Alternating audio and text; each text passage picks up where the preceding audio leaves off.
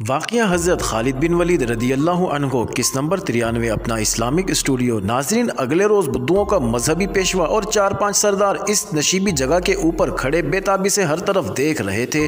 وہ 3 شتر سواروں کے منتظر تھے۔ گزشتہ رات آسمانی حور نے کہا تھا کہ 3 آدمی ان کے پاس اونٹوں پر سوار آئیں گے۔ بہت سے بدھو دور دور کھڑے ان 3 شتر سواروں کی راہ دیکھ رہے تھے۔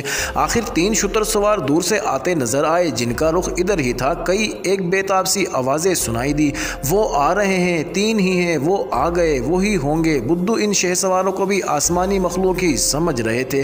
وہ شتر سوار مسعود، حدید اور فہد تھے۔ انہوں نے دیکھ لیا کہ بدھو ان کے انتظار میں کھڑے ہیں۔ انہوں نے اونٹ دوڑا دیے اور دیکھتے ہی دیکھتے بدھوؤں کے پاس پہنچ گئے۔ وہ اونٹوں کو بٹھا کر نہ اترے بلکہ کھڑے اونٹ سے کود آئے۔ پیشوا اور بدھوؤں کے سردار ان کے استقبال کے لیے بڑی تیزی سے آگے بڑھے۔ استقبال پرتپاک تھا۔ ہم تمہارے ہی منتظر تھے، پیشوا نے کہا۔ ہمیں یقین ہے کہ تم وہی ہو جس کا خدائی پیغام ہمیں گزشتہ رات ایک حور کی زبانی ملا ہے۔ کیا انہوں نے ہی تمہیں ہمارے پاس بھیجا ہے؟ انہوں نے تمہاری نشانی بتائی تھی کہ تم اونٹوں پر سوار ہوگے۔ ہم نہیں جانتے تمہیں کیسا پیغام ملا ہے، مسعود نے کہا۔ ہمارے سپہ سالار نے بھیجا ہے۔ اسے خواب میں خدا کی طرف سے یہ اشارہ ملا تھا کہ اس صحرا میں ایک مخلوق رہتی ہے جس کا کوئی پرسان حال نہیں۔ جاؤ اور اس مخلوق کو اپنے ساتھ ملا لو اور اس کی نیک و بد اور نفع نقصان کی ذمہ داری اپنے سر لے لو۔ سپہ سالار نے خواب میں تمہاری جو نشانیاں دیکھی تھی وہ ہمیں بتائی اور ہم تمہارے پاس آ گئے۔ یہ جگہ بالکل ویسی ہی ہے جیسے سپہ سالار نے خواب میں دیکھی تھی اور تمہاری صورتیں بھی ویسی ہی ہیں۔ ایک بوڑھے سردار نے ان تینوں کو تفصیل سے سنایا کہ گزشتہ رات انہوں نے کیا دیکھا ہے اور کس طرح ان تک خدا کا پیغام پہنچا ہے۔ ہمیں کچھ پتہ نہیں گزشتہ رات تم نے کیا دیکھا ہے، مسعود نے کہا۔ ہم یہ جانتے ہیں کہ ہمارے سپہ سالار کو خدائی پیغام ملا ہے تو وہ تمہیں بھی ملا ہوگا۔ کیوں نہ ہم کہیں بیٹھ کر بات کریں؟ قریب ہی مذہبی پیشوا کا خیمہ تھا جو چمڑے سے بنایا گیا تھا اور اتنا کشادہ تھا کہ کئی آدمی اس میں بیٹھ سکتے تھے۔ پیشوا ان تینوں کو اور سرداروں کو اپنے خیمے میں لے گیا اور بٹھایا۔ اس نے ان 3 مسلمانوں سے پوچھا کہ ان کا سپہ سالار کہاں ہے۔ مسعود نے انہیں بتایا کہ ان کا سپہ سالار کہاں ہے اور اس کا لشکر عریش کا شہر فتح کر چکا ہے اور اب لشکر آگے بڑھ رہا ہے، لیکن ابھی پڑاؤ میں خیمہ زن ہے۔ کیا تم لوگ مسلمان ہو؟ ایک سردار نے پوچھا۔ ہاں، مسعود نے جواب دیا، ہم مسلمان ہیں۔ پہلے یہ بتاؤ کہ مسلمانوں کے متعلق تمہارا کیا خیال ہے؟ بدھوؤں کے بوڑھے سردار نے جو جواب دیا وہ تاریخ میں محفوظ ہے۔ مشہور تاریخ نویس ابن عبد الحکم نے لکھا ہے کہ بوڑھے سردار نے کہا، حیرت ہوتی ہے کہ مسلمانوں میں نہ جانے کیا طاقت ہے کہ تھوڑی سی تعداد میں وہ بڑے سے بڑے لشکر کو میدان سے بھگا دیتے ہیں اور جس طرف بھی رخ کریں کامیابی انہی کے حصے میں آتی ہے۔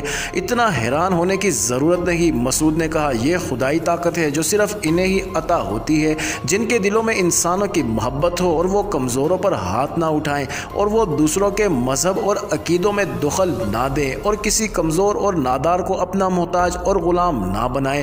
مذہبی پیشوا غالباً خدائی طاقت کی مزید تشریح اور وضاحت چاہتا تھا۔ مسعود ہی زیادہ تر بول رہا تھا کیونکہ وہ 3 افراد کی جماعت کا امیر تھا۔ اس کے ساتھی اسلامی اصول کی پابندی کر رہے تھے کہ 2 آدمی سفر پر نکلیں تو ایک کو امیر تسلیم کیا جائے۔ مسعود اپنے دونوں ساتھیوں فہد اور حدید کی نمائندگی کر رہا تھا۔ اس نے عرب کے قحط کا ذکر کیا اور بدھوؤں کو بتایا کہ 1000 لوگ بھوکے مرنے پر آ گئے تھے اور کچھ مر بھی گئے تھے، لیکن امیر المومنین نے کس طرح انتظامات کیے اور لوگوں کو فاقہ کشی سے بچا لیا۔ پھر مسعود نے تعاون کا ذکر کیا اور کہا کہ 25,000 جانیں تلف ہو گئیں اور مسلمانوں کی آدھی فوج تعاون کے نظر ہو گئی۔ تم اس پر غور کرو۔ مسعود نے یہ ساری تفصیلات سنا کر کہا، اگر تعاون کے دوران ہرقل شام پر حملہ کر دیتا تو وہ مسلمانوں کی بچی ہوئی آدھی فوج کو شکست دے کر شام واپس لے سکتا تھا، لیکن یہ خدائی طاقت تھی کہ ہرقل کو حملے کی جرت نہ ہوئی۔ ہمارے سپہ سالار نے یہ سوچا ہی نہیں کہ وہ اس خوفناک بیماری سے بچنے کے لیے مدینہ کو بھاگ جائیں۔ وہ اپنی فوج کے ساتھ ہی رہے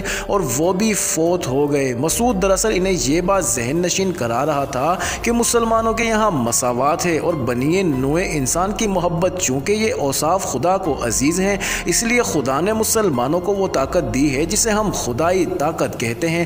اسی طاقت سے مسلمانوں نے قحط کو شکست دی اور پھر طاعون کی وبا کو شکست دی اور ہمت نہ ہاری، اور آج مسلمان مصر میں داخل ہو گئے ہیں اور ایک عریش جیسا شہر لے چکے ہیں۔ ہمیں اتنی سی بات بتا دو، مذہبی پیشوا نے پوچھا، تم ہمارے لیے کیا پیغام لائے ہو اور ہمیں کیا کرنا چاہیے؟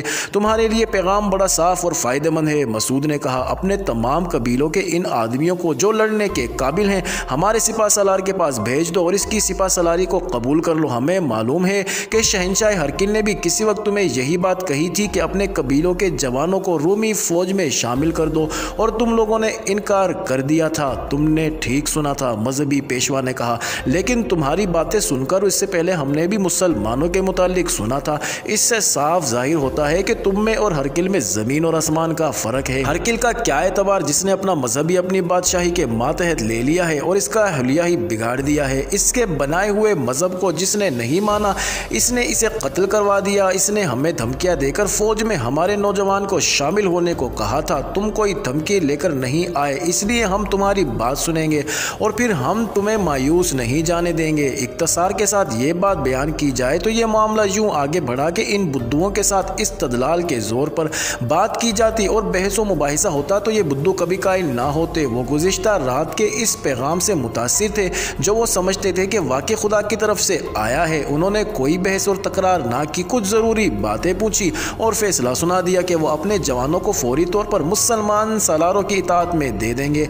मसूद ने इन्हें बताया कि इनके जवानों को इतना माल गनीमत मिलेगा कि तमाम कबीले माला माल हो जाएंगे। इन्हें यह भी बताया गया कि मुसलमानों के यहाँ ऐसा हरगिज़ नहीं होता कि फ़ौज में ऊंचे और आला ओहदे वाला माल गनीमत में से ज़्यादा हिस्सा वसूल करते हो और सिपाहियों को बराए नाम कुछ दे दिया जाता हो। मसूद ने इन्हें यह भी कहा कि इन्हें अगर खुदा की तरफ से बराह रास्त कोई पैगाम मिल जाए तो वो इसके खिलाफ वर्जी की जुर्रत ना करें, वरना इनके मवेशी हलाक हो जाएंगे और इनके बच्चे पुरअसरार अमराज का शिकार होकर मर जाएंगे ताकि इनकी नस्ल ख़त्म हो जाएगी। कुछ ज़रूरी अमूर तय करके मसूद, फहद और हदीद वहाँ से रुखसत हो आए।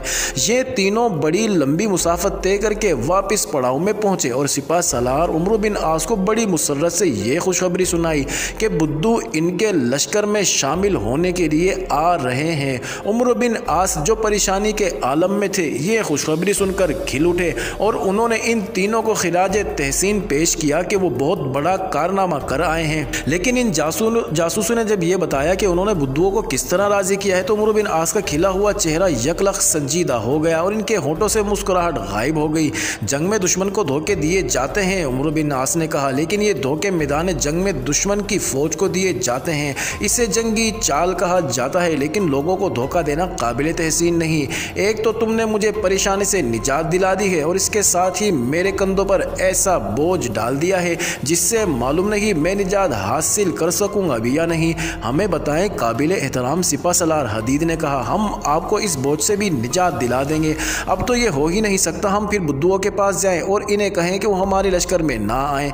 ये बताएं कि हमने अगर इस्लामी उसूल तोड़ा है तो इसका अजाला किस तरह होगा।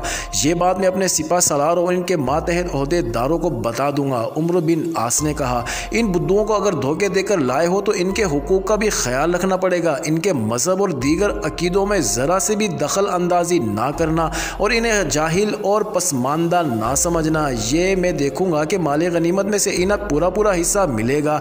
अगर ये लोग सरकश हैं तो हमें इनकी सरकशी का भी एहतराम करना होगा। इस सरकशी को वो अपना कौमी वक़ार समझते हैं, इनके वक़ार का तहफ़्फ़ुज़ करना होगा। मुअज़्ज़िज़ नाज़रीन, जारी है अगली वीडियो किस नंबर 94 में देखिए।